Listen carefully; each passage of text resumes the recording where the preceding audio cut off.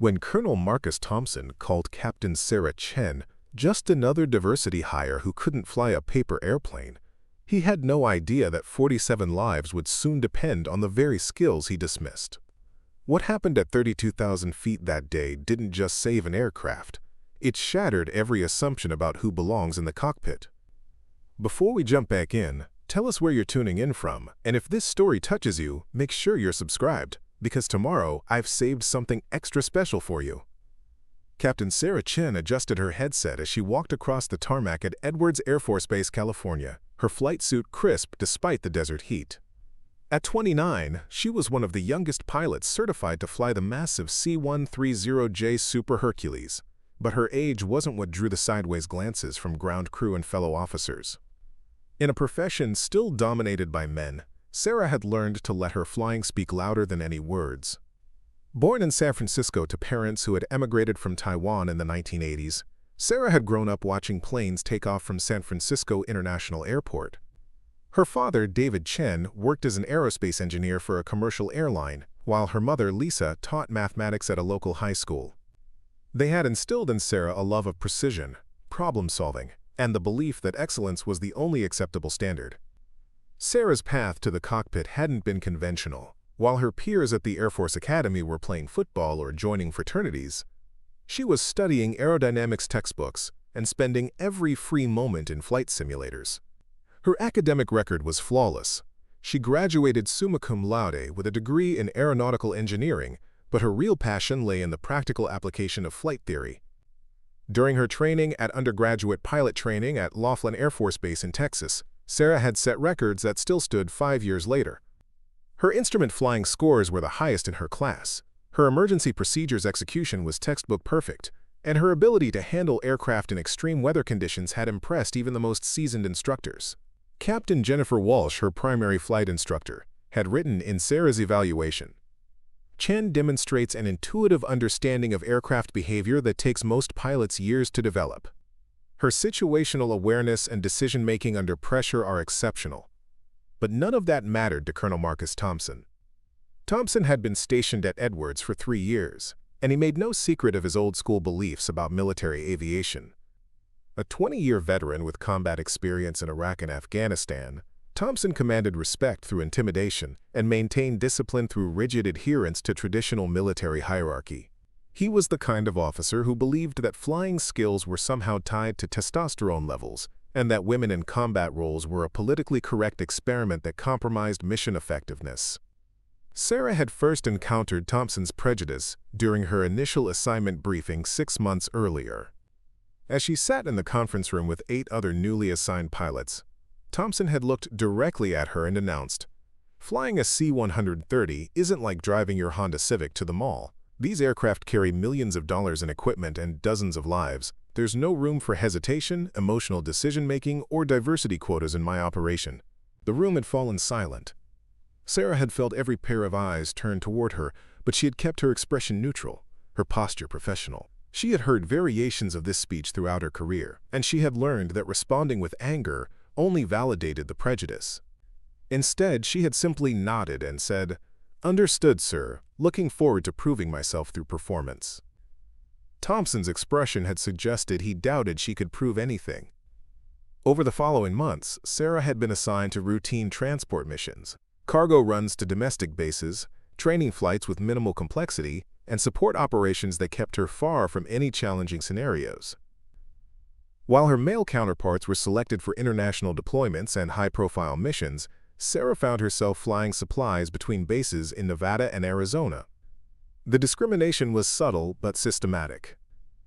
During mission briefings, Thompson would address questions to male pilots even when Sarah had more experience with specific aircraft systems.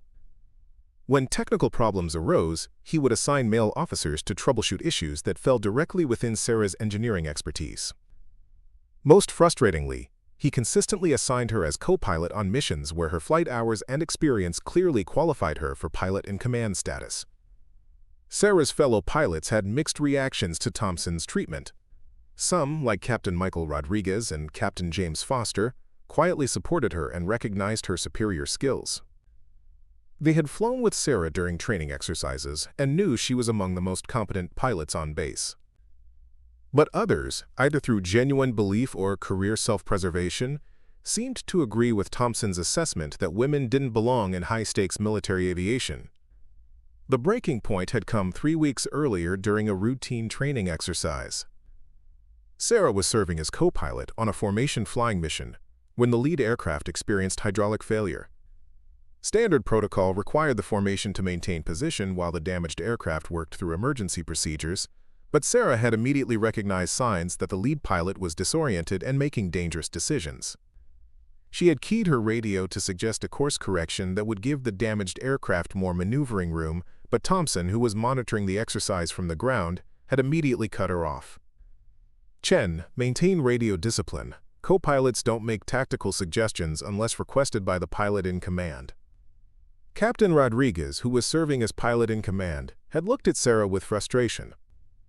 He valued her input and had been about to ask for her assessment, but Thompson's intervention had effectively silenced her. The mission had continued without incident, but Sarah had watched through her window as the lead aircraft struggled with maneuvers that could have been simplified by the course correction she had suggested. After landing, Rodriguez had approached Sarah privately. "Your call on that course correction was right. That hydraulic failure could have turned ugly if they hadn't figured it out on their own." "But I'm just a co-pilot," Sarah had replied, unable to keep the bitter edge out of her voice. "You're a pilot, period," Rodriguez had said firmly. "Thompson's got issues that have nothing to do with your abilities. Everyone knows it." But knowing it and changing it were different things entirely. Sarah had tried to address the situation through proper channels. She had requested a meeting with Thompson to discuss her career development and mission assignments. The meeting had lasted exactly 7 minutes. "Chen," Thompson had said without looking up from his paperwork, "you've got solid technical skills, and your flight records are adequate. But military aviation requires more than textbook knowledge. It requires instincts, leadership presence, and the ability to make life-or-death decisions under extreme pressure. These are qualities that develop over time, and frankly, some people never develop them at all." "Sir, with respect, how can I develop those qualities if I'm never given challenging assignments?" Thompson had finally looked up, his steel-gray eyes cold and dismissive. "Chen, I've got 20 years of experience telling me what makes a combat-ready pilot. You've got 5 years of peacetime flying and a degree. When you've logged the hours and faced the situations I have, then we can discuss your readiness for advanced responsibilities." The circular logic was maddening. Sarah couldn't gain experience without opportunities, but she couldn't get opportunities without experience. Meanwhile, male pilots with identical or lesser qualifications were being fast-tracked into complex missions and leadership roles. Sarah had considered filing a formal complaint, but she also understood the unwritten rules of military culture. Complaints about discrimination could be career-ending, not for the person being complained about, but for the person making the complaint. She would be labeled as someone who couldn't handle military culture, someone who used gender as an excuse for professional shortcomings. Instead, Sarah had doubled down on her preparation. She spent hours studying aircraft technical manuals, reviewing emergency procedures, and running complex scenarios in flight simulators. She maintained her physical fitness standards at levels that exceeded requirements for male pilots. She volunteered for additional training courses and consistently scored at the top of every evaluation. But excellence, she was learning, wasn't always enough to overcome prejudice. The irony was that Sarah's background actually made her more qualified for certain types of missions, not less. Her engineering degree meant she understood aircraft systems at a level that most pilots never achieved. Her analytical mindset and attention to detail made her exceptionally good at risk assessment and problem solving. Her smaller physical stature actually provided advantages in tight cockpit spaces and reduced fatigue during long flights. None of that mattered to Thompson, who seemed to view her presence in his squadron as a personal affront to military tradition. As Sarah prepared for what she assumed would be another routine cargo run, she had no way of knowing that in less than 2 hours, Colonel Thompson's prejudices would be tested in the most dramatic way possible. The mission briefing had been standard. Transport 47 military personnel from Edwards to Fort Bragg, North Carolina. Weather conditions were favorable, aircraft maintenance was current, and the passenger manifest included routine personnel transfers. It should have been the kind of mission that Sarah could fly in her sleep. Instead, it would become the flight that changed everything. not just for her career, but for everyone who had ever underestimated what Captain Sarah Chen could accomplish when lives depended on her skills. Preparing and narrating this story took us a lot of time, so if you are enjoying it, subscribe to our channel. It means a lot to us. Now back to the story. The mission briefing room at Edwards Air Force Base buzzed with the familiar sounds of pre-flight preparation. Coffee cups clinked against metal tables, flight charts rustled as pilots reviewed routes, and the steady hum of air conditioning fought against the California desert heat seeping through the windows. Captain Sarah Chen arrived 10 minutes early, as was her habit, carrying her flight bag and a thermos of green tea, a small personal ritual that helped her focus before every mission. The passenger manifest for Flight 247 was unusual in its diversity.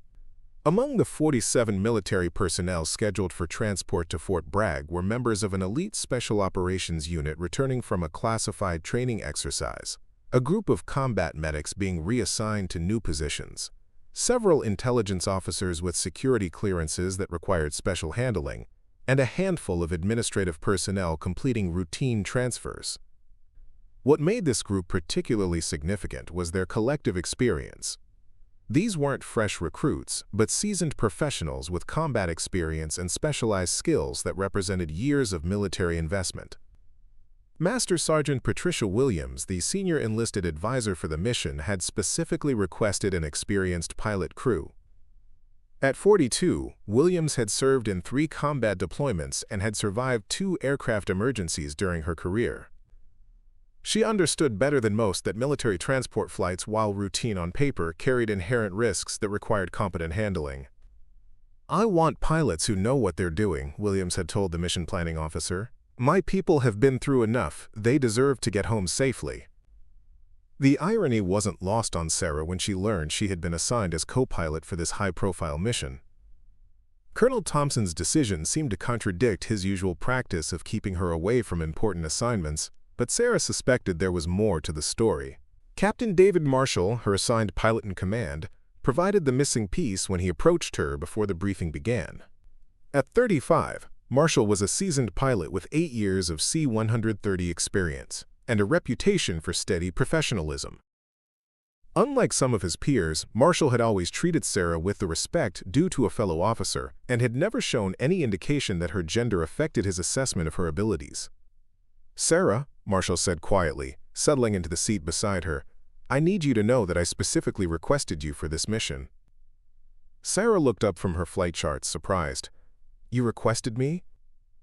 Thompson wasn't happy about it, Marshall continued, his voice low enough that their conversation wouldn't carry to other personnel in the room. "He tried to assign Captain Peterson as co-pilot, but I pulled rank. I told him I wanted the most technically competent co-pilot available, and that's you." The compliment was genuine, but Sarah could sense there was more to Marshall's decision. "David, what aren't you telling me?" Marshall glanced around the room, ensuring they weren't being overheard. "I've been having some issues lately. Nothing serious, but my wife's been going through cancer treatment, and I haven't been sleeping well. My concentration hasn't been what it should be. I need someone I can trust completely, someone who can pick up any slack if I'm not at my best." Sarah felt a surge of respect for Marshall's honesty. Many pilots would have hidden personal struggles rather than admit to any weakness, but Marshall was putting mission safety above personal pride. "I appreciate your confidence in me, David. Is there anything specific I should be aware of?" "Just that if I seem off during any part of this flight, I need you to speak up. I don't care about protocol or chain of command. If you see something that concerns you, I want to hear about it immediately." Their conversation was interrupted by Colonel Thompson's entrance into the briefing room. Thompson's presence immediately shifted the atmosphere, from casual preparation to formal military bearing. Officers straightened in their seats, conversations ceased, and attention focused on the front of the room where a large map of the United States displayed their planned route from California to North Carolina. "Gentlemen," Thompson began, his eyes scanning the room and pausing briefly on Sarah with what seemed like deliberate emphasis on the masculine address. "Today's mission is a straightforward personnel transport. Flight 247 will depart Edwards at 0800 hours with 47 passengers and arrive at Fort Bragg at approximately 1600 hours local time." Thompson's briefing was comprehensive but routine. Weather conditions showed clear skies for the first half of the flight with possible thunderstorm activity over the Midwest. The C-130J assigned to the mission had completed all required maintenance checks and showed no mechanical issues. Fuel calculations provided comfortable reserves, and alternate airports were identified along the route in case of unexpected diversions. "Captain Marshall," Thompson continued, "you'll be pilot in command. Captain Chen will serve as co-pilot." The way he said her name carried a subtle emphasis that suggested he found the assignment distasteful but necessary. Sarah maintained her professional composure, but she noticed several other pilots exchange glances. Her assignment to this mission was clearly unexpected, and she could sense the mixture of surprise and speculation in the room. "The passenger manifest includes several high-value individuals," Thompson went on, "including members of the 7th Special Forces Group and personnel with top-secret clearances. This is not a mission for experimentation or on-the-job training. I expect textbook procedures, flawless communication, and zero deviations from established protocols." Sarah felt the implied criticism in Thompson's words. Even while assigning her to the mission, he was making it clear that he considered her a risk factor rather than an asset. The technical briefing that followed revealed the specific aircraft they would be flying: tail number 083174, a C-130J30 Super Hercules that had been delivered to the Air Force only 18 months earlier. This particular aircraft was equipped with the most advanced avionics and safety systems available, including enhanced weather radar, improved navigation systems, and redundant flight controls that provided additional safety margins. Sarah was intimately familiar with this aircraft. During her engineering studies, she had written her senior thesis on the improvements incorporated into the J-Model C-130s, and she had logged more simulator hours on J-Model systems than any other pilot in the squadron. She had even participated in some of the acceptance testing when the aircraft was first delivered to Edwards. As the briefing concluded, Thompson made one final announcement that sent a chill through the room. "I should mention that this mission is being monitored by Pentagon officials as part of an evaluation of our squadron's operational readiness. Mission performance reports will be forwarded to Air Force headquarters and may impact future assignments and resources for this unit." The implication was clear. This wasn't just a routine transport mission. It was a test, and the entire squadron's reputation was at stake. Sarah felt the weight of additional scrutiny settling on her shoulders. Any mistake, any deviation from perfect performance, would be magnified and examined by officials who already questioned her qualifications. After the briefing, Sarah headed to the aircraft for her pre-flight inspection. The C-130J30 sat on the tarmac like a sleeping giant, its 4 turboprop engines gleaming in the morning sun. At 112 feet long with a 132-foot wingspan, the aircraft was an impressive sight, but Sarah saw beyond its imposing size to the intricate systems that made flight possible. Her inspection was methodical and thorough. She checked control surfaces, examined engine intakes, verified tire condition, and tested hydraulic systems. Each item on her checklist was completed with careful attention to detail, but she also performed additional checks that weren't required. Examining cable routing, looking for signs of wear that might not appear on standard inspections, and testing system responses that could indicate developing problems. Master Sergeant Williams approached as Sarah completed her external inspection. "Captain Chen, I wanted to introduce myself. Patricia Williams, senior enlisted for this mission." Sarah turned, noting the older woman's direct gaze and confident bearing. "Sergeant Williams, good to meet you. How are your people feeling about the flight?" "They're ready to get home," Williams replied, but her tone suggested she had more on her mind. "Captain, can I speak frankly?" "Of course." Williams glanced around, ensuring their conversation was private.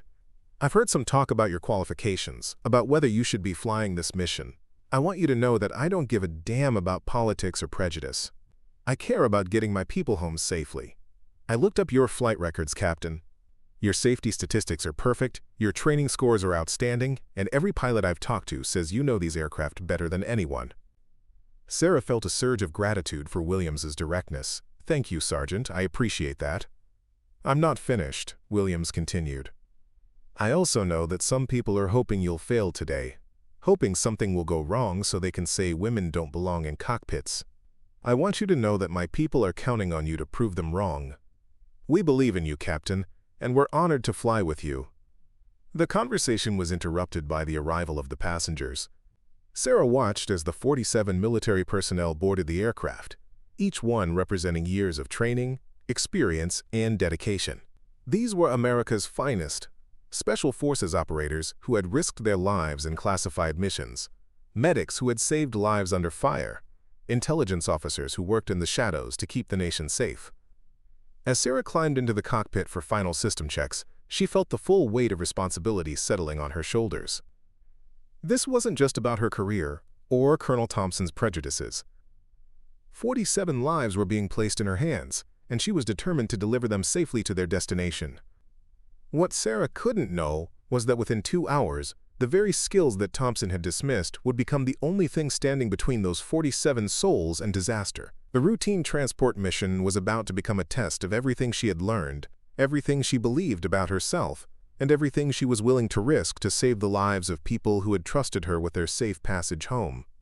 Flight 247 lifted off from Edwards Air Force Base at precisely 0800 hours, its 4 Allison T-56A-15 turboprop engines generating 4,591 shaft horsepower each, as Captain David Marshall executed a textbook takeoff.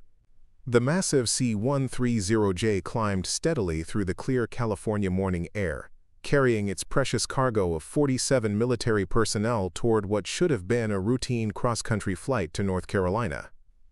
Sarah Chen monitored the aircraft systems from the co-pilot's seat, her trained eyes scanning the instrument panel with practiced efficiency. Engine temperatures were nominal, hydraulic pressure steady, and all electrical systems showed green. The aircraft was performing exactly as expected, but Sarah's engineering background had taught her that mechanical perfection at takeoff was no guarantee of continued reliability. Aircraft were complex systems with thousands of components, any one of which could fail without warning. As they reached their cruising altitude of 28,000 feet, Marshall seemed to relax slightly. The personal stress he had mentioned during the briefing appeared to be manageable, and his piloting skills showed no signs of the fatigue or distraction that had concerned him. Sarah began to hope that his worries had been unfounded and that the mission would proceed without incident. "Beautiful morning for flying," Marshall commented as they leveled off over the Mojave Desert. The view from the cockpit was spectacular. Endless blue sky above, desert landscape stretching to distant mountains below, and visibility that extended for hundreds of miles in every direction. Perfect conditions, Sarah agreed, but she kept her attention focused on the instrument panel. In her experience, perfect conditions were often when pilots became complacent, and complacency was the enemy of safety. She had read too many accident reports that began with phrases like routine flight and perfect weather conditions. Behind them in the cargo compartment, the 47 passengers had settled into the rhythm of military transport. Some dozed, others read or played cards, and a few engaged in quiet conversations. Master Sergeant Williams moved among them with the practiced ease of a veteran NCO, checking on her people and maintaining the kind of informal leadership that kept morale high during long flights. Technical Sergeant Marcus Thompson, a 15-year veteran of the Special Forces, was reviewing classified documents that he needed to brief upon arrival at Fort Bragg. Seated beside him, Staff Sergeant Jennifer Martinez, a combat medic with 3 deployment tours, was writing a letter to her family. Neither had any reason to suspect that their routine flight home was about to become a fight for survival. The first sign of trouble came at 0947 hours, 47 minutes into the flight, as they passed over western Arizona. Sarah noticed a subtle vibration in the aircraft that didn't correspond to any of the normal flight characteristics she had memorized during her extensive study of C-130J systems. The vibration was barely perceptible, more of a frequency change than an actual shaking, but her sensitive awareness of aircraft behavior flagged it immediately. "David, are you feeling anything unusual?" she asked, her voice calm but alert. Marshall paused his radio conversation with air traffic control and focused on the aircraft's response. "Maybe a slight something. Engine parameters look good, though. Could just be air turbulence." Sarah's eyes swept across the engine instruments. All 4 turboprops were operating within normal ranges. Temperature, pressure, RPM, and torque readings all showed green. But the vibration persisted, and her engineering training told her that vibrations in aircraft were never random. They always had a source, and that source was often a component beginning to fail. "I'd like to run a systems diagnostic," Sarah suggested. "It'll only take a few minutes, and it might identify the source of the vibration." Marshall nodded his agreement. "Good thinking. Better to check now than wish we had later." Sarah began the diagnostic sequence, a computerized system test that would evaluate hundreds of aircraft components and identify any that were operating outside normal parameters. The process took 3 minutes to complete, and the results showed all systems functioning normally. Yet the vibration continued. "Interesting," Sarah murmured, studying the readout.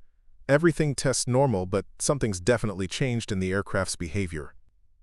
What neither pilot realized was that they were experiencing the early stages of a catastrophic failure that would not show up on standard diagnostic tests. Deep within the aircraft's structure, a critical component was beginning to fail, not from poor maintenance or pilot error, but from a manufacturing defect that had gone undetected through years of normal operation. The component was a titanium bracket that secured one of the primary hydraulic lines running through the aircraft's center section. The bracket had been manufactured with a microscopic flaw, a stress concentration point created during the forging process that had gradually weakened under the repeated stress cycles of normal flight operations. Aircraft manufacturers and maintenance crews had no way of detecting such flaws without destructive testing, which was obviously impossible on operational aircraft.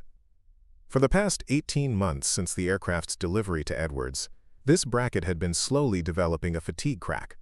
Each flight cycle, takeoff, cruise, landing, had expanded the crack by microscopic amounts. The repeated pressure changes, vibrations, and structural loads had gradually weakened the bracket to the point where it was now on the verge of complete failure. At 0953 hours, 6 minutes after Sarah first noticed the unusual vibration, the inevitable happened.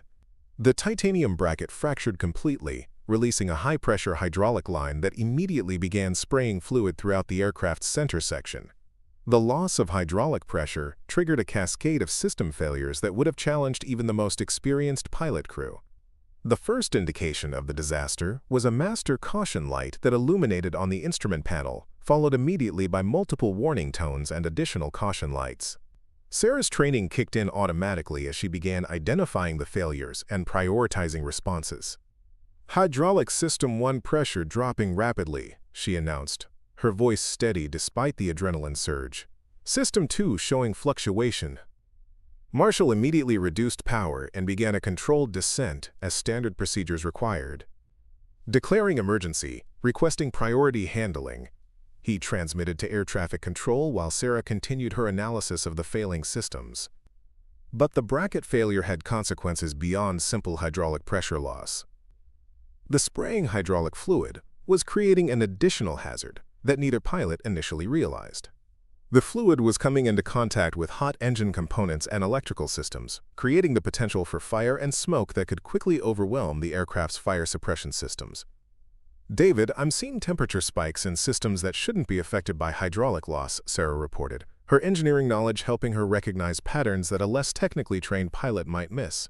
"I think we've got fluid contamination affecting other systems." Marshall's face was grim as he processed this information. Multiple system failures were far more dangerous than single-point failures, because they could overwhelm pilots' ability to respond effectively. Standard emergency procedures assumed that most aircraft systems would continue functioning normally, but they were facing a situation where multiple systems were compromised simultaneously. "What's our backup?" Marshall asked, his voice tight with concentration as he fought to maintain control of the aircraft. Sarah was already calculating alternatives based on her detailed knowledge of C-130J systems. "We've got manual reversion on primary flight controls, but it's going to be much harder to control, especially on approach and landing.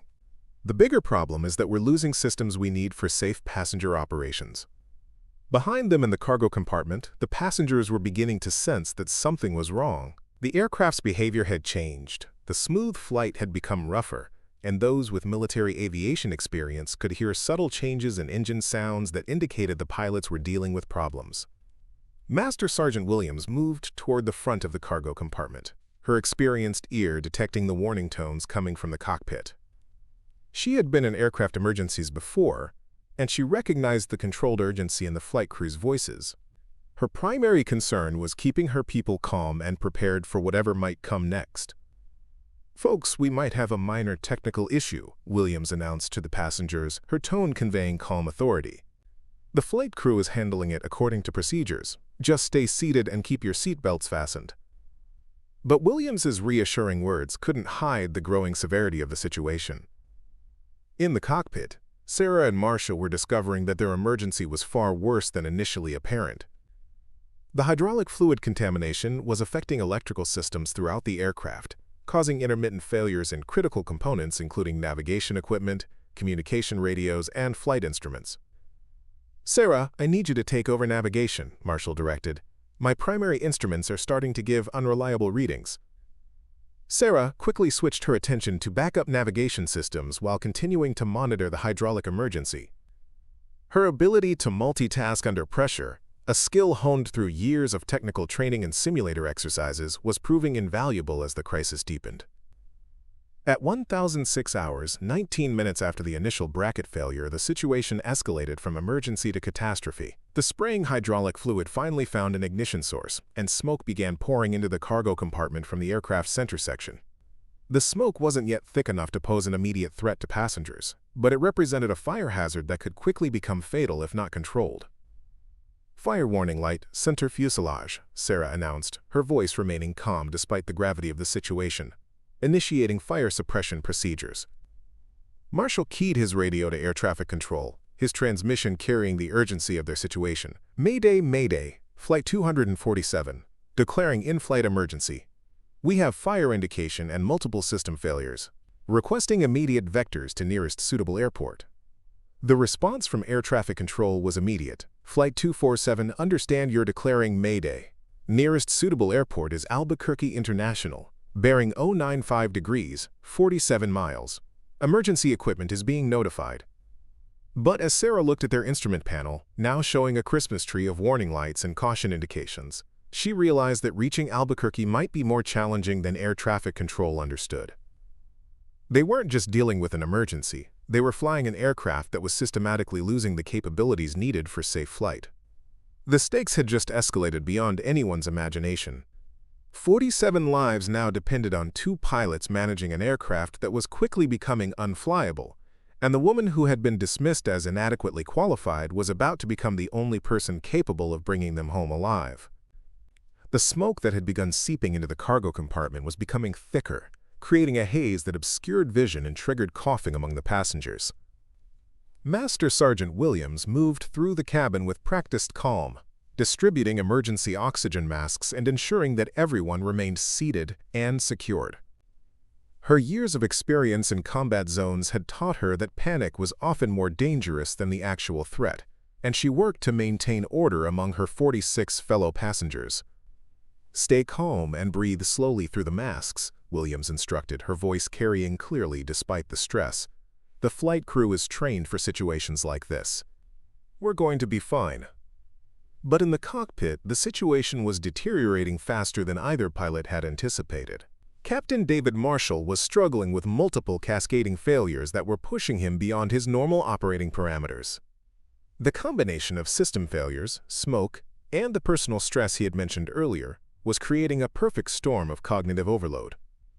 Sarah could see the strain on Marshall's face as he attempted to process the flood of warning indicators, maintain aircraft control, and coordinate with air traffic control simultaneously. His normally steady hands were beginning to show slight tremors, and his breathing had become shallow and rapid, early signs of stress response that Sarah recognized from her emergency training.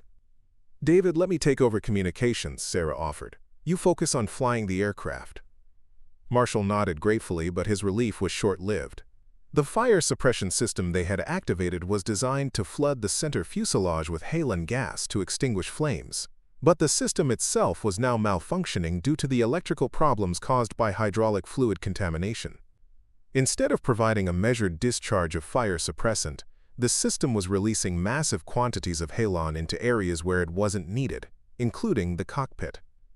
Halon is effective at extinguishing fires, but it displaces oxygen in enclosed spaces. In normal operations, pilots wear oxygen masks during halon discharge, but the rapid onset of multiple emergencies had prevented Marshall and Sarah from following this standard procedure. Now they found themselves breathing air that was becoming increasingly oxygen depleted. "Sarah, I'm feeling lightheaded," Marshall said, his voice slightly slurred. "Something's wrong."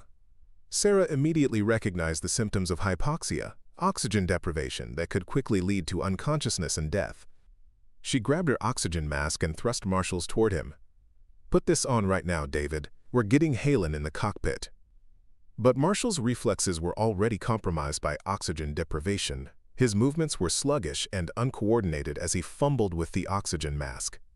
Sarah could see that he was entering the dangerous phase of hypoxia, where victims often feel euphoric and don't recognize the severity of their condition. "David, listen to me," Sarah said urgently, securing her own oxygen mask before trying to help him. "You need to put on the mask. You're hypoxic." Marshall looked at her with glassy eyes, his expression confused. "I feel fine. Actually, I feel great, better than I have in weeks." The euphoria he was experiencing was a classic symptom of severe oxygen deprivation, and Sarah knew they had only minutes before he would lose consciousness entirely. The aircraft was still in a controlled descent toward Albuquerque, but without Marshall's active input on the controls, their flight path was becoming increasingly erratic. The C-130J's autopilot system had been compromised by the electrical failures, meaning the aircraft required constant manual control to maintain stable flight. Sarah faced an impossible choice: help Marshall with his oxygen mask and risk losing control of the aircraft, or maintain control and watch her pilot in command succumb to hypoxia. Her decision was made when Marshall suddenly slumped forward in his seat, his unconscious body falling against the control yoke and pushing the aircraft into a steep dive. "Flight 247, Albuquerque approach control. We show you in a rapid descent. Please advise your status." Sarah grabbed the controls with one hand while trying to pull Marshall away from the yoke with the other. The aircraft was now diving at nearly 3,000 feet per minute, a descent rate that would result in catastrophic impact with the ground in less than 10 minutes if not corrected immediately. "Albuquerque approach, Flight 247, Sarah transmitted, her voice steady despite the crisis. "We have pilot incapacitation and are experiencing rapid descent. Request immediate emergency vectors and crash rescue equipment." The response was immediate and professional. "Flight 247, understood pilot incapacitation. Emergency equipment is standing by. Can you maintain control of the aircraft?" Sarah was struggling to pull Marshall's unconscious form away from the controls, while simultaneously trying to level the aircraft's descent. Marshall's 6-foot frame and 180-pound weight made him difficult to move in the confined cockpit space, especially while she was strapped into her own seat and trying to fly the plane. "Negative on maintaining control," Sarah responded. "Need assistance in cockpit immediately." Behind her, she could hear the passengers beginning to realize the severity of their situation. The steep dive had triggered several people to become sick, and the smoke was getting thicker despite the fire suppression efforts. Someone was praying loudly, and she could hear Williams trying to maintain order among increasingly frightened people. Technical Sergeant Marcus Thompson, the Special Forces veteran, unbuckled his seatbelt despite the steep dive and made his way forward toward the cockpit. His combat experience had taught him to take initiative in crisis situations, and he could see that the flight crew needed immediate assistance. "Ma'am, what can I do?" Johnson asked as he reached the cockpit door, bracing himself against the aircraft's erratic movements. "Help me move the pilot," Sarah said without taking her eyes off the instruments. "He's unconscious and his weight is affecting the controls." Johnson immediately grasped the situation and climbed into the cramped cockpit space. Together, they managed to pull Marshall back into his seat and secure him with his restraint system. With Marshall no longer interfering with the controls, Sarah was able to arrest the dive and begin leveling the aircraft. But their problems were far from over. As she assumed full control of the C-130J, Sarah discovered the extent of the damage caused by the cascading system failures. The primary hydraulic system was completely inoperative, the backup hydraulic system was failing intermittently, and multiple electrical systems were either failed or providing unreliable information. Most critically, the flight control systems that normally provided assistance to pilots were either failed or operating in degraded modes. The C-130J was designed to be flyable in manual reversion mode, but it required significantly more physical strength and skill to control the aircraft without power-assisted controls. "Johnson, I need you to stay here," Sarah told the Special Forces sergeant. "Monitor the pilot's condition and be ready to assist with whatever I need." "Roger that, ma'am. What's our situation?" Sarah quickly assessed their options while maintaining control of the aircraft. They were at 18,000 feet and descending, approximately 35 miles from Albuquerque International Airport. The smoke in the cabin was getting worse, indicating that the fire suppression system had failed to completely extinguish whatever was burning in the center fuselage. "We have multiple system failures, an unconscious pilot, and a possible fire that's not fully suppressed," Sarah explained. "I'm going to attempt an emergency landing at Albuquerque, but it's going to be challenging with degraded flight controls." Johnson nodded grimly. As a Special Forces operator, he had been in numerous life-threatening situations, but being trapped in a disabled aircraft was a unique kind of helplessness. "What can the passengers do to help?" "Keep them calm and prepared for a hard landing," Sarah replied. "Make sure everyone is properly secured and knows the emergency procedures." As Johnson returned to the cabin to coordinate with Master Sergeant Williams, Sarah found herself alone in the cockpit with an unconscious co-pilot and the full responsibility for 47 lives resting on her shoulders. The aircraft was responding to her control inputs, but every movement required significant physical effort due to the failed power assistance systems. More troubling was the fact that several of her primary flight instruments were now showing erratic readings or had failed entirely.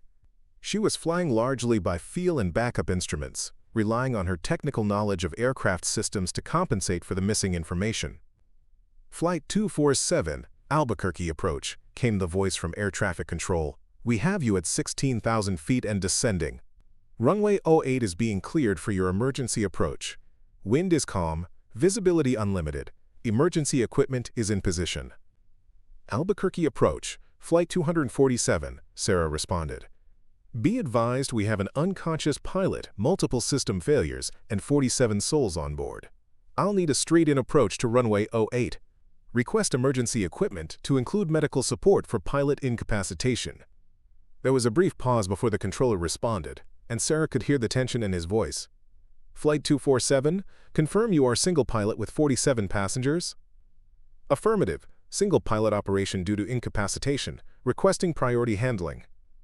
What the controller didn't say, but what Sarah understood, was that single pilot operation of a C-130J during an emergency with multiple system failures was considered nearly impossible under normal circumstances.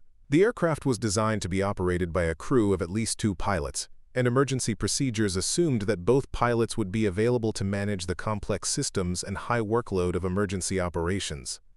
But Sarah wasn't operating under normal circumstances, and she wasn't a normal pilot. Her engineering background and extensive simulator training had prepared her for exactly this type of complex emergency.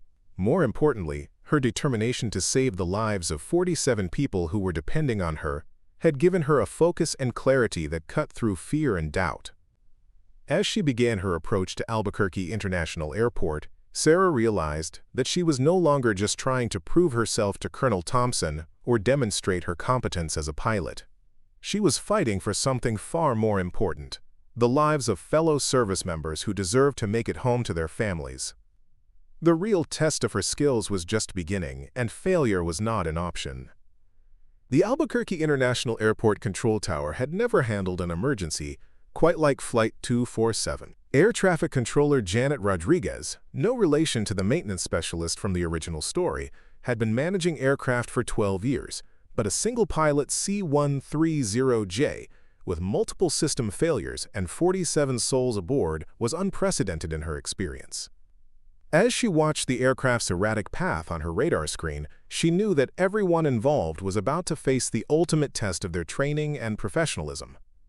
"Flight 247 Albuquerque approach," Rodriguez transmitted, her voice calm despite her racing heart. "We're clearing all traffic from runway 08. You have priority handling. Descend and maintain 8,000 feet for initial approach." Sarah's response came through clearly, but Rodriguez could hear the strain in the pilot's voice. "Albuquerque approach, Flight 247, unable to maintain 8,000 feet due to system failures. Currently at 14,000 feet and continuing descent. Request straight-in approach with emergency equipment standing by." Rodriguez immediately understood that they were dealing with a pilot who was barely maintaining control of her aircraft.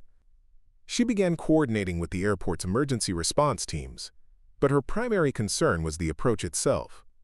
Single-pilot operation of a large military transport aircraft during an emergency was so unusual that there were no specific protocols in the controller's handbook. In the Flight 247 cockpit, Sarah was discovering just how physically demanding it was to fly a C-130J without power-assisted controls.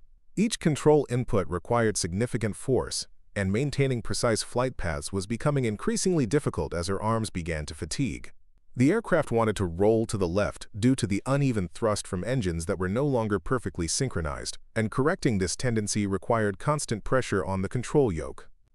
Technical Sergeant Johnson remained in the cockpit, monitoring Captain Marshall's condition while serving as Sarah's extra pair of eyes on the instruments.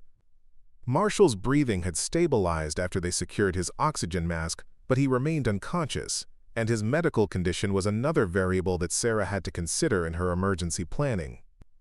"Ma'am," Johnson said, studying the instrument panel, "I'm not a pilot, but these warning lights don't look good. What do they mean for our landing?" Sarah glanced at the array of red and amber warning lights that had illuminated across the instrument panel. Each light represented a system that was either failed or operating in a degraded mode, and the cumulative effect was an aircraft that was becoming increasingly difficult to control. "The hydraulic failures mean I'll have to use much more force to control the aircraft during landing," Sarah explained while maintaining her focus on flying.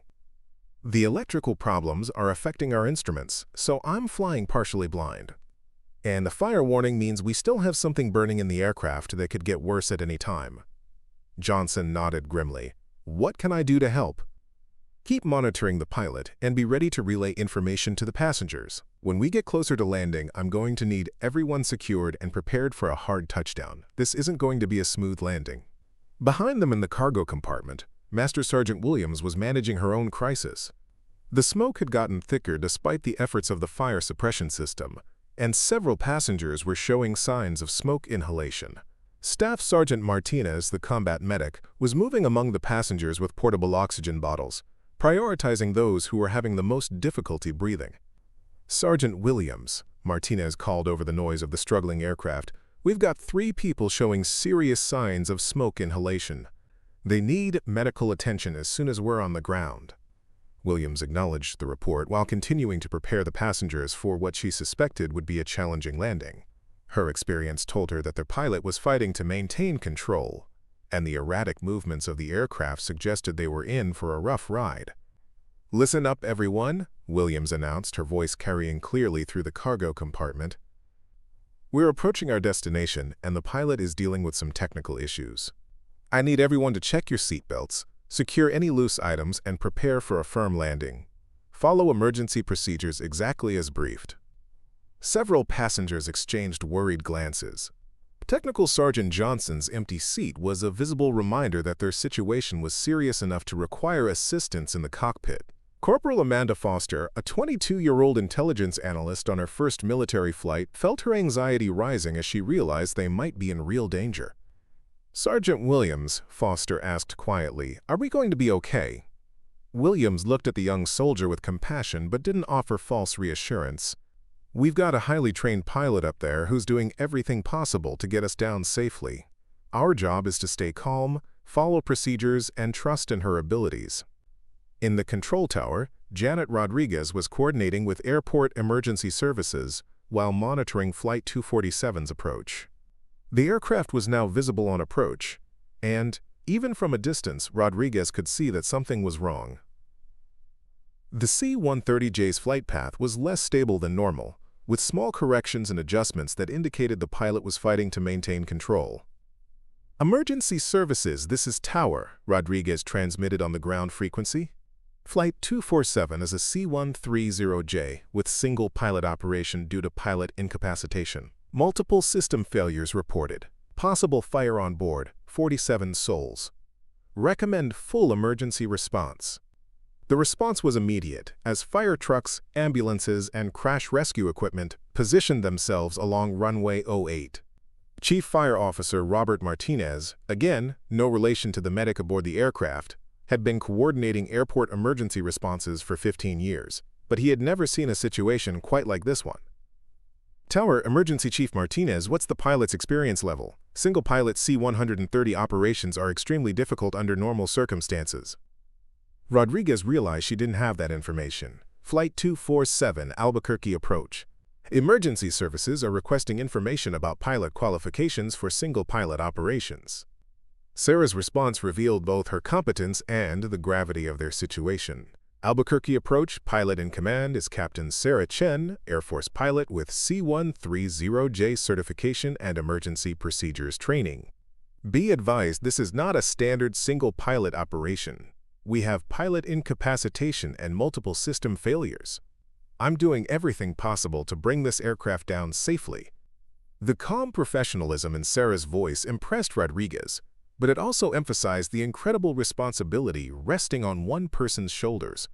47 lives depended on a pilot who was dealing with circumstances that would challenge even the most experienced crew. As Flight 247 continued its approach, Sarah was making critical decisions about how to handle the landing with severely compromised aircraft systems. The hydraulic failures meant that her brakes would be less effective, requiring a longer landing roll. The electrical problems were affecting her navigation instruments, forcing her to rely on visual references and backup systems. Most challenging of all, the manual flight controls required so much physical effort that she was already feeling fatigue in her arms and shoulders. Sarah said, "I need you to go back and tell Sergeant Williams that we're about 5 minutes from touchdown. This landing is going to be rough, and everyone needs to be prepared for possible evacuation immediately after we stop." Johnson nodded and made his way back to the cargo compartment, leaving Sarah alone with the unconscious Captain Marshall and the enormous responsibility of safely landing a damaged aircraft. As she lined up on final approach to runway 08, Sarah could see the emergency vehicles positioned along the runway, a stark reminder of what was at stake. The aircraft was responding sluggishly to her control inputs, and she could feel it wanting to drift off the center line. Each correction required significant physical effort, and she knew that the actual landing would demand every ounce of strength and skill she possessed. Flight 247, you are cleared to land runway 08. Wind calm, visibility unlimited. Emergency equipment is standing by. Cleared to land runway 08. Flight 247, Sarah responded, her voice steady despite the incredible pressure she was facing. As she committed to the final approach, Sarah realized that everything she had learned, every hour of training, every moment of doubt and determination in her career, had led to this moment. Colonel Thompson's dismissive comments about her qualifications seemed like distant noise compared to the immediate reality of 47 lives, depending on her ability to bring this aircraft safely to the ground. The runway was growing larger in her windscreen, and Sarah could see the emergency vehicles positioned along its length. In just a few minutes, she would discover whether all her training and preparation had been enough to overcome the impossible odds they were facing. The hardest part was still ahead, and there would be no second chances. At 500 feet above Albuquerque International Airport, Captain Sarah Chen was fighting the most difficult battle of her aviation career. The C-130J beneath her hands felt more like a wounded beast than a precision flying machine, responding sluggishly to her control inputs and requiring constant physical effort to maintain even basic flight stability. Her arms ached from the strain of manipulating controls without power assistance, and sweat beaded on her forehead despite the cool cabin temperature. The runway stretched ahead of her, looking simultaneously too short and infinitely long. At normal approach speeds, runway 08 provided more than adequate length for a C-130J landing, but Sarah knew nothing about this approach would be normal. The hydraulic failures meant her brakes would be significantly less effective, the damaged flight controls made precise speed management nearly impossible, and the weight of 47 passengers made the aircraft less responsive to control inputs. 200 feet above minimums, Sarah announced to herself, a habit from her training days that helped maintain situational awareness during critical phases of flight. The aircraft was descending through 400 feet, and she could see individual emergency vehicles positioned along the runway. Their presence was both reassuring and ominous. Help would be immediately available if needed, but their positioning assumed the landing might not go as planned. The approach speed indicator showed they were coming in too fast. Under normal circumstances, Sarah would add more flaps to increase drag and slow the aircraft, but the hydraulic failures had compromised the flap system. She was limited to whatever flap setting had been deployed before the emergency began, and changing configuration now risked further system failures or loss of control. Technical Sergeant Johnson had returned to the cockpit and was monitoring Captain Marshall's condition while serving as Sarah's backup observer. "Ma'am, the runway looks awfully close," he said, his voice tight with tension. "That's normal," Sarah replied, never taking her eyes off the approach. We're coming in steeper than usual because of the system failures. Just be ready to assist if I need you." Behind them in the cargo compartment, Master Sergeant Williams was conducting her own final preparations. The smoke had lessened somewhat, suggesting that whatever had been burning might be under control, but the cabin atmosphere remained hazy, and several passengers were still requiring oxygen assistance. "Final approach checklist complete," Williams announced to the passengers. "Everyone remain seated with seatbelts secured. Upon touchdown, be prepared for possible immediate evacuation if ordered. Follow all instructions from aircrew immediately." Staff Sergeant Jennifer Martinez, the combat medic, had positioned herself near the passengers who were showing the most severe effects of smoke inhalation. Corporal Foster, the young intelligence analyst, was among those struggling most with breathing difficulties, and Martinez was monitoring her closely. "Just keep breathing slowly and steadily," Martinez told Foster. "We're almost down, and there will be medical personnel waiting for us." In the control tower, Air Traffic Controller Janet Rodriguez was coordinating the final moments of Flight 247's approach while managing her own stress. She had cleared all other traffic from the airport's airspace, creating a bubble of protected space around the emergency aircraft. Every controller in the facility was watching the radar screen, and radio chatter from other aircraft had ceased as word spread through the aviation community about the unfolding emergency. "Flight 247, you are 1 mile from runway threshold. Contact tower when able after landing," Rodriguez transmitted, her voice professionally calm despite the tension she felt. "1 mile out, Flight 247.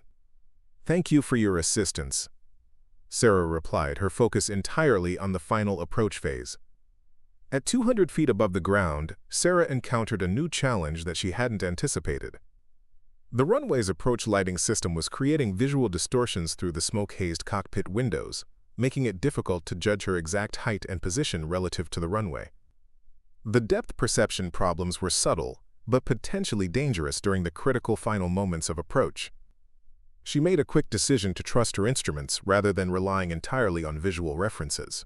The backup altimeter was still functioning, and her airspeed indicator was providing reliable information despite the electrical system problems. Years of simulator training had taught her to fly by instruments when visual references became unreliable, and she drew on that experience now.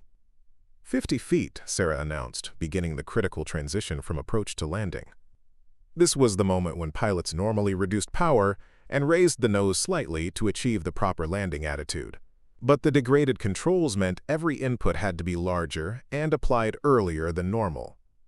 The aircraft crossed the runway threshold at 40 feet, still descending steadily. Sarah could see emergency vehicles moving into position along the runway, their red and blue lights flashing in her peripheral vision.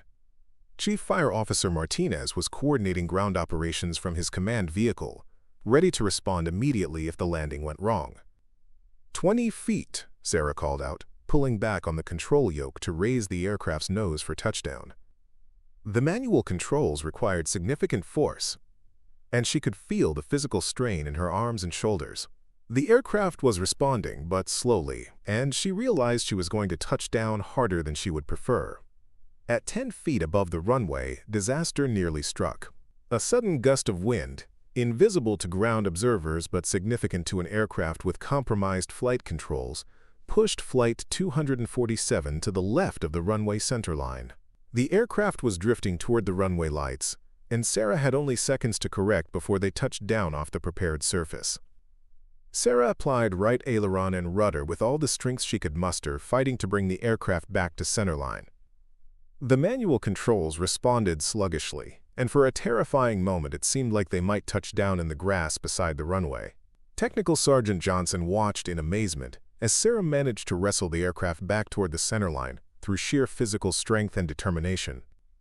"Incredible," Johnson whispered, seeing firsthand the level of skill required to maintain control of the damaged aircraft. The main landing gear touched down with a jarring impact that was felt throughout the aircraft. Sarah had managed to get the aircraft back near the centerline, but the touchdown was harder than normal due to the higher approach speed and reduced control authority. The passengers felt the impact as a sharp jolt, followed by the sound of tires squealing against the runway surface. "We're down," Sarah announced, immediately focusing on the next critical phase, stopping the aircraft before they ran out of runway. The wheel brakes were compromised by the hydraulic failures, providing only about 60% of their normal effectiveness. She applied maximum braking while maintaining directional control, knowing that they were going to need every foot of available runway. The aircraft rolled down runway 08 at what seemed like an alarming speed. Emergency vehicles raced alongside, matching their speed and ready to respond if the aircraft departed the runway or caught fire. Sarah could see the runway end markers approaching faster than she would have liked, and she realized they might not stop before reaching the overrun area beyond the paved surface. "Hold on, everyone," Sarah announced over the intercom. "We're going to use the full length of the runway." In the passenger compartment, everyone could feel the aircraft decelerating, but the sensation of speed remained frightening. Master Sergeant Williams watched through a small window as the emergency vehicles kept pace with them, a reminder that they weren't out of danger yet. At 60 knots, still moving too fast but slowing steadily, Sarah made a crucial decision. The aircraft had thrust reversers, systems that redirected engine thrust forward to help with braking, but using them with the electrical problems was risky. If the reversers malfunctioned, they could create asymmetric thrust that would be impossible to control with the degraded flight controls. But looking at the runway end markers approaching steadily, Sarah realized she had no choice. "Johnson, hold on, I'm going to deploy thrust reversers." She pulled the thrust reverser levers, and for a heart-stopping moment, nothing happened. Then the reversers deployed with a satisfying thump, and she felt the aircraft deceleration increase dramatically. The noise was tremendous, but the effect was exactly what they needed. Flight 247 finally rolled to a stop just 200 feet from the end of the runway, having used nearly every foot of the 13,500-foot concrete surface. As the engines wound down and the aircraft settled onto its landing gear, Sarah felt an overwhelming wave of exhaustion and relief. Albuquerque ground, Flight 247 is down and stopped on runway 08. Request immediate medical assistance for passengers and unconscious pilot. Sarah transmitted, her voice steady, despite everything they had just endured. Flight 247, emergency equipment is responding. Remain in position until emergency crews assess the aircraft. Sarah looked at Technical Sergeant Johnson, who was staring at her with obvious admiration. "Ma'am, I don't know how you did that, but you just saved 47 lives." Through the cockpit windows, Sarah could see fire trucks and ambulances surrounding the aircraft. Captain Marshall was beginning to stir, his consciousness returning as the oxygen deprivation effects wore off. In the passenger compartment, Master Sergeant Williams was coordinating evacuation procedures, while Staff Sergeant Martinez continued treating those affected by smoke inhalation. They were alive, they were on the ground, and everyone was going to go home to their families. Against impossible odds, with multiple system failures and single pilot operation, Captain Sarah Chen had accomplished what many considered impossible, bringing a severely damaged military transport aircraft safely to Earth, with all souls aboard surviving. But as she began the post-flight shutdown procedures, Sarah realized that the most difficult part might still be ahead. She would have to explain her actions, justify her decisions, and face the questions of those who had doubted her qualifications from the beginning. The landing was perfect. The aftermath would be much more complicated. The secure communication line between Albuquerque International Airport and Edwards Air Force Base crackled to life at 1,347 hours, just 12 minutes after Flight 247 had rolled to a stop on runway 08. Colonel Marcus Thompson had been monitoring the emergency from his command center in California, and what he had learned over the past 2 hours had filled him with a mixture of disbelief, fury, and something approaching panic about his own career prospects. "This is Colonel Thompson, Edwards Air Force Base. I need to speak with whoever is in charge of the Flight 247 emergency response." Thompson's voice carried clearly over the encrypted line to Airport Fire Chief Robert Martinez, who had established a command post near the disabled aircraft. "Colonel, this is Chief Martinez, Airport Fire and Rescue. We have 47 passengers and crew evacuated safely, with 3 individuals receiving medical attention for smoke inhalation.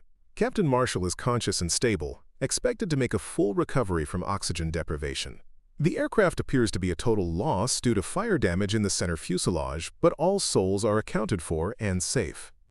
Thompson's response revealed his priorities. "What I need to know is why a junior officer took command of my aircraft without authorization and why proper protocols weren't followed during this incident."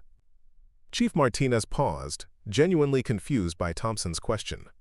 He had just reported that 47 people had survived what should have been a fatal aircraft accident, and the colonel's primary concern seemed to be about protocol violations rather than the miraculous outcome. "Colonel, are you referring to Captain Chen? Because from what I observed, she just executed one of the most impressive emergency landings I've seen in 25 years of emergency response. Single-pilot operation of a C-130 with multiple system failures isn't something we see every day."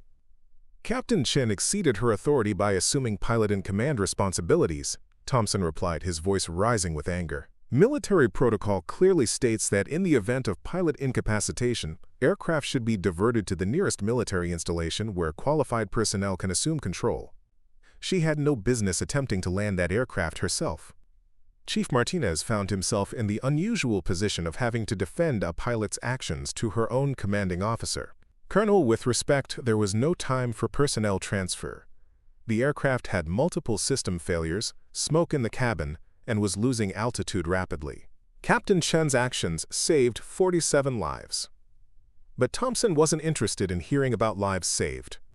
His mind was focused on the career-threatening implications of having one of his pilots, especially a female pilot he had publicly questioned, successfully handle an emergency that he would have considered beyond her capabilities. Meanwhile, at the aircraft itself, Sarah was completing post-flight procedures while emergency crews continued their investigation of the fire damage. Captain Marshall, now conscious and breathing normally, had been briefed on what had occurred during his incapacitation. His response was immediate and unequivocal. "Sarah, I need you to know that I'm going to file a report stating that your actions were not only appropriate but absolutely necessary," Marshall said as paramedics continued monitoring his condition. "You saved my life and the lives of everyone aboard this aircraft." Technical Sergeant Johnson, who had remained with Sarah throughout the emergency, was equally emphatic in his support. "Captain Chen, I've been in combat situations where people had to make life-or-death decisions under pressure. What you did today was extraordinary. Anyone who questions your actions wasn't in that cockpit, watching you fight to keep us alive." But Sarah knew that support from witnesses might not be enough to overcome the institutional resistance she was likely to face. She had directly challenged military protocol by assuming command of an aircraft during an emergency, and she understood that some officials would view this as insubordination regardless of the outcome. Her concerns proved justified when Colonel Thompson arrived at Albuquerque International Airport aboard a hastily chartered military transport, just 4 hours after Flight 247's emergency landing. Thompson's first action was to demand a private meeting with Sarah, and his demeanor made it clear that this would not be a congratulatory session. The meeting took place in the airport's administrative conference room, with Thompson accompanied by a military lawyer and Sarah allowed to have Captain Marshall present as a witness, despite his recent medical emergency. The atmosphere was tense from the moment Thompson entered the room. "Captain Chen," Thompson began without preamble, "you are hereby relieved of flight duties, pending a formal investigation into your actions aboard Flight 247. You exceeded your authority, violated established protocols, and endangered the lives of military personnel through unauthorized assumption of pilot-in-command responsibilities." Sarah felt her heart sink, but she maintained her professional composure. "Sir, could you clarify which specific protocols were violated? My understanding is that emergency situations authorize qualified personnel to take necessary actions to preserve life and prevent aircraft loss." Thompson's face flushed red with anger. "You are not qualified for single-pilot C-130 operations, Captain. Your certification is for co-pilot duties only. By assuming pilot-in-command responsibilities, you operated outside your qualifications and put everyone aboard at risk." Captain Marshall, despite his recent medical emergency, immediately intervened.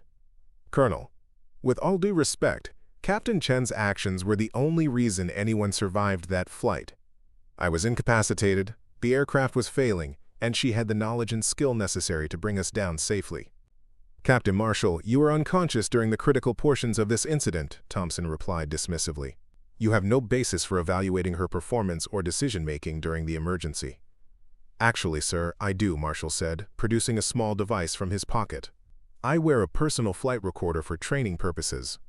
It captured everything that happened in that cockpit, including Captain Chen's communication with air traffic control, her system management during multiple failures, and her execution of the emergency landing." Thompson's expression showed he had not expected this development. Personal flight recorders were not standard equipment, and he had not known that Marshall used one for professional development. Marshall continued. The recording clearly shows that Captain Chen followed all appropriate emergency procedures, made sound decisions under extreme pressure, and demonstrated superior knowledge of aircraft systems throughout the crisis. Any pilot with her level of training and experience would have taken the same actions. Thompson realized he was facing a more complex situation than he had anticipated. If recordings existed that documented Sarah's performance during the emergency, it would be difficult to argue that her actions were inappropriate or endangered lives. Furthermore, Marshall added, I have already filed my official incident report stating that Captain Chen's assumption of pilot and command duties was not only appropriate but essential for mission success and crew safety. Technical Sergeant Johnson and Master Sergeant Williams have filed supporting statements confirming the professionalism and competence of her actions. Sarah felt a surge of gratitude toward her fellow crew members, but she also recognized that Thompson was not the type of officer to back down simply because his initial assumptions had been challenged. Thompson's next words confirmed her assessment. Regardless of the outcome, Captain Chen's actions represent a fundamental challenge to military authority and chain of command. The fact that the emergency was resolved successfully doesn't excuse the insubordination involved in exceeding her authorized duties. Colonel, Sarah said quietly, I understand your concern about protocol, but I'd like to ask a direct question. If you had been aboard that aircraft as a passenger, would you have preferred that I follow protocol and let everyone die, or would you have wanted me to use my training and experience to save lives? The question hung in the air like a challenge, and Thompson's response revealed everything about his priorities. Captain Chen, that's exactly the kind of insubordinate attitude that proves you're not ready for increased responsibilities. Military effectiveness depends on following orders and maintaining proper authority structures, not on individual decision-making based on personal judgment. Captain Marshall stared at Thompson with obvious disgust. Colonel, are you seriously arguing that following protocol is more important than saving 47 lives? I'm arguing that we can't have junior officers making decisions about when and how to violate established procedures, Thompson replied. If we allow that kind of individual interpretation of authority, we undermine the entire military command structure. Sarah realized that Thompson's position had nothing to do with her actual performance or the outcome of the emergency. His objection was philosophical. He genuinely believed that maintaining authority structures was more important than individual competence or even successful outcomes. The meeting concluded with Thompson announcing that Sarah would face a formal board of inquiry to determine whether disciplinary action was warranted. Despite the successful outcome of Flight 247, despite the lives saved, and despite the testimony of witnesses who had observed her performance, Sarah found herself facing potential career-ending consequences for having the skills and courage to act when action was needed. As Thompson left the conference room, Captain Marshall looked at Sarah with a mixture of admiration and anger. Sarah, I want you to know that I'm going to fight this with everything I have. What Thompson is doing is wrong, and I won't let him destroy your career because he can't admit that his prejudices nearly cost 47 lives. Sarah nodded her appreciation, but she also understood that the real battle was just beginning. She had proven she could save lives under impossible circumstances. Now she would have to prove she deserved to keep her career despite having done so. The Pentagon's boardroom had never felt smaller to Brigadier General Patricia Hayes as she reviewed the most controversial case file to cross her desk in 23 years of military service. The Flight 247 incident had generated more attention from senior leadership than any single aviation event since the Miracle on the Hudson. But unlike that civilian success story, this case involved questions of military protocol, gender discrimination, and the fundamental nature of leadership under pressure. General Hayes had been personally selected by the Secretary of the Air Force to oversee the Board of Inquiry into Captain Sarah Chen's actions. Hayes herself was a trailblazer, one of the first women to command a fighter squadron and later to earn her general's stars in a service that had only recently begun to fully accept women in combat roles. Her selection to lead this investigation was no accident. The Pentagon understood that the Flight 247 case would set precedents that would echo through military aviation for decades to come.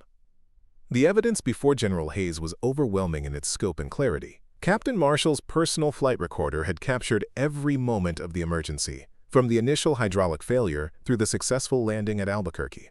Air traffic control recordings documented Sarah's calm professionalism under extreme pressure. Most damning to Colonel Thompson's position were the statements from all 47 passengers and crew members aboard Flight 247. Not a single person questioned Sarah's actions or competence.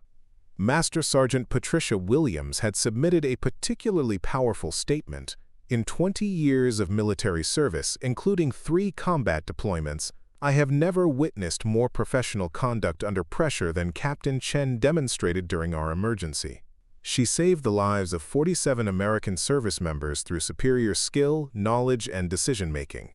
Any attempt to punish her for these actions would represent a fundamental betrayal of military values. But perhaps the most significant piece of evidence came from an unexpected source. The aircraft manufacturer had conducted their own investigation into the hydraulic bracket failure that had caused the emergency, and their findings revealed a systematic problem that went far beyond Flight 247.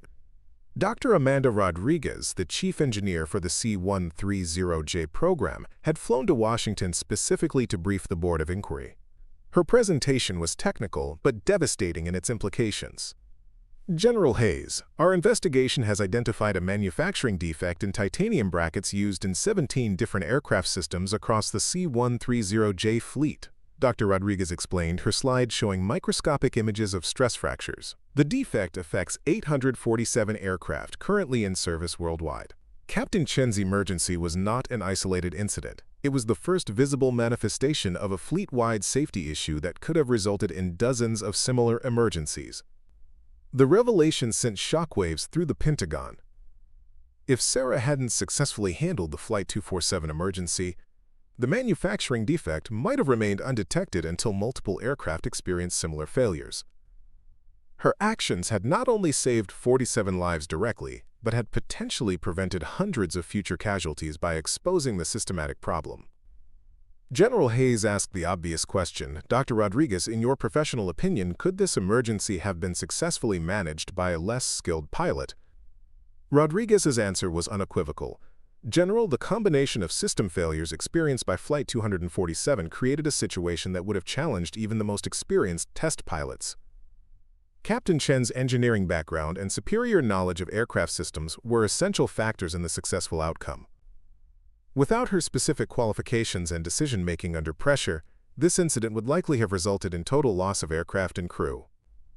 Meanwhile, Colonel Thompson was discovering that his attempt to discipline Sarah had triggered scrutiny of his own leadership that he had not anticipated. The Inspector General's office had launched a parallel investigation into Thompson's management of his squadron, and what they found painted a disturbing picture of systematic discrimination and misuse of personnel resources. Lieutenant Colonel Janet Morrison, the Inspector General's lead investigator, had interviewed every pilot in Thompson's squadron as part of her review. The pattern that emerged was clear and damaging. Thompson had consistently assigned less challenging missions to female and minority pilots while providing preferential treatment to white male officers regardless of their actual qualifications or experience levels. The investigation revealed that Sarah's experience was not unique. Captain Lisa Park, a Korean-American pilot with exceptional qualifications, had been relegated to routine transport missions despite having more advanced training than several male pilots who received combat assignments. Captain Maria Santos, a Latina pilot with a master's degree in aeronautical engineering, had been consistently passed over for leadership opportunities that went to less qualified male officers. Most damaging to Thompson's position was the discovery that his personnel decisions had created measurable operational inefficiencies. The squadron's mission success rates were below average for similar units, largely because Thompson's prejudices had prevented him from optimally utilizing his most skilled personnel. The Board of Inquiry convened 3 weeks after the Flight 247 incident, with General Hayes presiding over a panel that included senior officers from across the Air Force. The hearing was conducted under strict security protocols, but word had leaked throughout the military aviation community that this case would determine whether competence or protocol took precedence in crisis situations. Sarah walked into the hearing room wearing her dress blue uniform, flanked by Captain Marshall and Master Sergeant Williams, who had requested permission to attend as character witnesses. Across the room sat Colonel Thompson with his legal representative, his face showing the strain of 3 weeks under intensive investigation. General Hayes opened the proceedings with a statement that immediately set the tone. This board will determine whether Captain Chen's actions during the Flight 247 emergency were appropriate and within the scope of her training and authority. However, I want to make clear that we are not here to debate whether her actions were successful. The safe return of 47 service members speaks for itself. The question before this board is whether military personnel should be punished for using their skills and training to save lives when proper authority figures are unable to do so. The hearing lasted 2 days, with testimony from aviation experts, the surviving crew and passengers, and military leadership specialists. Perhaps the most powerful moment came when Technical Sergeant Marcus Thompson, the Special Forces veteran who had assisted in the cockpit during the emergency, addressed the board directly. "Generals, I've served in combat zones where split-second decisions determine who lives and dies," Johnson testified. "I've seen leaders freeze under pressure, and I've seen heroes emerge from unexpected places. Captain Chen didn't ask to be put in that situation, but when circumstances required leadership, she provided it. Every person on that aircraft is alive today because she had the courage and competence to act when action was needed." Colonel Thompson's testimony revealed the depth of his resistance to accepting Sarah's competence. Even faced with overwhelming evidence of her successful performance, he maintained that she had violated proper authority structures and set a dangerous precedent for military discipline. "If we allow junior officers to decide when they can exceed their authorized duties," Thompson argued, "we fundamentally undermine military order and effectiveness. Captain Chen may have achieved a successful outcome in this instance, but her actions represent a challenge to proper command authority that cannot be tolerated." General Hayes's response was swift and sharp. "Colonel Thompson, are you arguing that maintaining command authority is more important than preserving the lives of military personnel?" Thompson's answer revealed everything about his mindset. "General, I'm arguing that military effectiveness depends on clear authority structures. Individual competence cannot be allowed to override established protocols, regardless of circumstances." The hearing room fell silent as the implications of Thompson's statement sank in. He was essentially arguing that he would prefer 47 deaths to one instance of protocol violation by a female officer. General Hayes called a recess, and when the board reconvened 2 hours later, their decision was unanimous and unequivocal. "Captain Sarah Chen," General Hayes announced, "this board finds that your actions during the Flight 247 emergency were not only appropriate but exemplary. You demonstrated superior airmanship, sound judgment under extreme pressure, and the kind of leadership that represents the best traditions of military aviation." But General Hayes wasn't finished. "Furthermore, this board recommends that you be awarded the Distinguished Flying Cross for your actions in saving 47 lives under extraordinary circumstances. Your performance during this emergency represents the highest standards of military professionalism and technical competence." The room erupted in applause from the gallery, where many of the Flight 247 survivors had gathered to hear the verdict. But the board's decision regarding Colonel Thompson was equally significant. "Colonel Marcus Thompson," General Hayes continued, her voice taking on a colder tone, "this investigation has revealed a pattern of discriminatory personnel management that has undermined the effectiveness of your command and created a hostile environment for qualified officers. You are hereby relieved of command and will face additional disciplinary proceedings regarding your leadership failures." 6 months later, Captain Sarah Chen stood on the tarmac at Edwards Air Force Base as the squadron's new commanding officer, the youngest person and first Asian American woman to hold such a position in the base's history. Colonel Thompson had been reassigned to a desk job in Pentagon logistics, effectively ending his flying career. The Flight 247 incident had sparked broader changes throughout military aviation. New protocols were established to ensure that the most qualified personnel could assume emergency authority, regardless of their position in normal command structures. Training programs were expanded to address unconscious bias in personnel assignments, and the stories of Sarah and other skilled minority pilots became part of standard leadership curriculum. But perhaps the most significant change was cultural. The successful outcome of Flight 247 had demonstrated conclusively that competence and courage were not determined by gender, ethnicity, or conformity to traditional expectations. Sarah's story became a rallying point for a new generation of military aviators who understood that excellence could emerge from any background. As Sarah prepared for her first mission as squadron commander, she reflected on the journey that had brought her to this moment. The prejudice and discrimination she had faced hadn't disappeared overnight, but they had been overwhelmed by the undeniable evidence of what was possible when people were judged by their abilities rather than their demographics. Master Sergeant Williams, now serving as Sarah's senior enlisted advisor, approached as she completed her pre-flight inspection. "Commander, the squadron is ready for your first official mission." Sarah smiled, remembering the flight that had changed everything. "Sergeant Williams, let's show them how it's done." As her aircraft lifted off into the California sky, Sarah knew that the 47 lives she had saved aboard Flight 247 had been just the beginning. Her real mission, proving that competence knows no boundaries, would continue for the rest of her career, inspiring others to reach beyond the limitations that society tried to impose on them. The colonel who had mocked her flying skills had been wrong about everything. Sarah Chen hadn't just saved 47 lives that day at 32,000 feet. She had changed the future of military aviation forever. Up next, you've got 2 more standout stories right on your screen. If this one hits the mark, you won't want to pass these up. Just click and check them out. And don't forget to like, subscribe, and turn on the notification bell so you don't miss any upload from us.